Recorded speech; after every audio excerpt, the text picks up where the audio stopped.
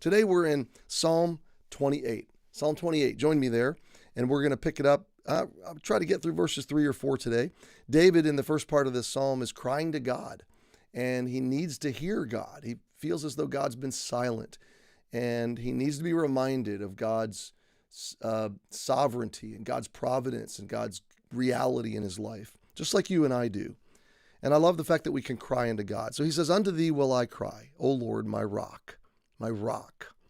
Be not silent to me, lest if thou be silent to me, I should become like them that go down to the pit." I'm as good as dead, he says. If I don't have you, God, if I don't know that you're with me, then I'd rather die. It's over. Verse 2, hear the voice of my supplications. Hear the voice of my supplications. David's praying out loud, and he's bringing his request. Supplication is his request, his needs. He's expressing his needs to God. When I cry unto thee, when I lift up my hands toward thy holy oracle, the holy oracle he's referring to as the tabernacle, the manifestation of God's presence. And David is figuratively reaching out and saying, God, pick me up. Just like a little child reaches his arms up. My little grandson, Brady, when he comes over, he'll walk up to me and he'll just go. He knows what that means. He knows I'll reach down and pick him up. And my friend, what an awesome thought that you have a father in God. You may have never had this kind of father in your life, but you have a father in God that when you walk to him, when you cry out to him and you lift up your arms, you know he's going to pick you up. You know he's there, and he will not remain permanently. He will not remain silent in your life. So David is crying out to God in two different ways. He's desperately crying out, and he's reaching out and saying, God, I need you. Look at verse 3. Draw me not away with the wicked. The idea of drawing is literally to be dragged away. Implication being, I know I'm sinful. I know I've got some problems. But God, again, I'm praying for your mercy and your forgiveness, your redemption. David in many ways expressed that he understood the grace of God and, frankly, the grace of the gospel. Even though it's an Old Testament view of the gospel, you picture the cross as the center point of human history, and every bit of Old Testament history pointing to that cross and looking forward to it, even though those who understood it in basic terms. David did not fully comprehend all the realities of the cross, but he did fully understand that he was sinful before God, deserved God's justice and condemnation, but he was coming to God on the basis of faith and substitutionary sacrifice and the shedding of blood on his behalf. And he understood that his relationship with God was based on mercy, not on performance, not on his goodness, but on the goodness of God. And he believed and he understood this. One day God would send a Messiah through his lineage, and that Messiah would somehow bring finality to that sacrificial system. Somehow that Messiah would suffer or bleed or die or provide somehow some ultimate final sacrifice that all the sacrifices pointed to. See, David understood this. And so he had in his theological framework and in his relationship with God a recurring sense, and you see it all through the Psalms. This is why Jesus, when he taught the disciples after his resurrection, showed them all things concerning himself in the scriptures, in Moses, that's the Old Testament, first 5 books, and in the prophets and in the Psalms. So Jesus and the work of Jesus is all throughout the Psalms, and this is one place where we see that reality that David is saying, don't drag me away with the wicked. Don't count me as one deserving of judgment and justice, even though I know I do deserve it. Don't drag me away with the wicked or with the workers of iniquity, those that have given themselves over to sin. Lord, he prayed earlier in Psalm 26, redeem me. Your loving kindness is always before me. That's gospel. Your mercy, I am the object of your mercy. That's gospel. David was not doing anything to earn this, but he had claimed it by faith. He was trusting in it.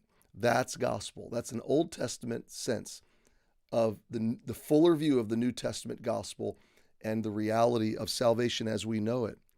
So draw me not away with the wicked, the workers of iniquity, which speak peace to their neighbors, but mischief is in their hearts. Boy, isn't that today? Isn't that the reality, that someone will smile at you to your face and then stab you in the back or trample on you or step on you when they have the first opportunity? Mischief is in their hearts. So David is differentiating God followers, God trusting hearts from those that have rejected God.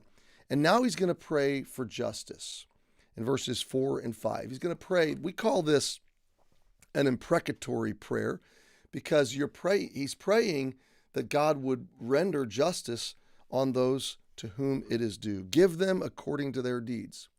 Now, why is this a reasonable prayer? That you would pray that God would bring judgment or justice on somebody? Well, number one, it's reasonable because what you're praying is that God would win, okay? You're praying that God would bring vengeance and reconciliation, that he would resolve all of the wickedness on planet Earth. Secondly, you're praying this in respect to people who have had the opportunity to experience mercy, but they've rejected it, okay? So they've willfully, knowledgeably just said, I don't want God, okay? So the only alternative is that God would resolve, that God would bring a finality to sin, okay? But there's a greater reality here in that as you're praying, God, give them according to their deeds, and according to their wickedness of their endeavors, give them after the work of their hands, render to them their desert. You're praying for ultimate justice, which is a good thing, all right? And why is an imprecatory prayer a helpful and holy thing? Because you are rendering that justice into the hands of God and not your own.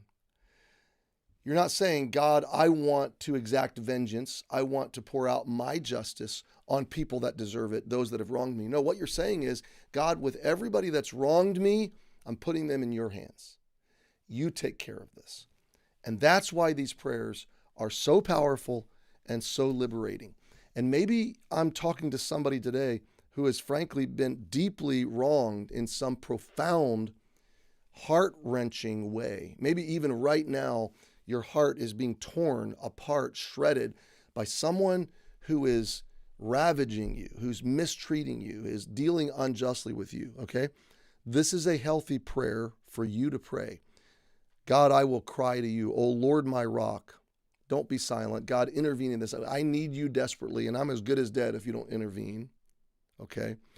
Don't drag me away. God, I'm counting on your mercy, and I'm trusting in your goodness and your loving kindness, your forgiving, your redemptive plan. So God, I'm putting all of my opposers into your hand. Give them according to their deeds, according to the wickedness of their endeavors. Give them after the work of their hands. Render to them their desert. We'll pause there. Verse 5 continues to unfold this thought, but it is a profound thing. It's a liberating thing. It takes a massive burden off of you when you recognize, God, you're my rock, you're my refuge, so you're going to meet my needs. Therefore, I don't need these people to be just to me. What I need is to hand them to you so that you can pour out your justice in your time, in your way, and this sets me free to live my life like verse 6, blessing God. We'll pick it up there tomorrow. Happy Friday. Have a great weekend, and we'll see you on Monday.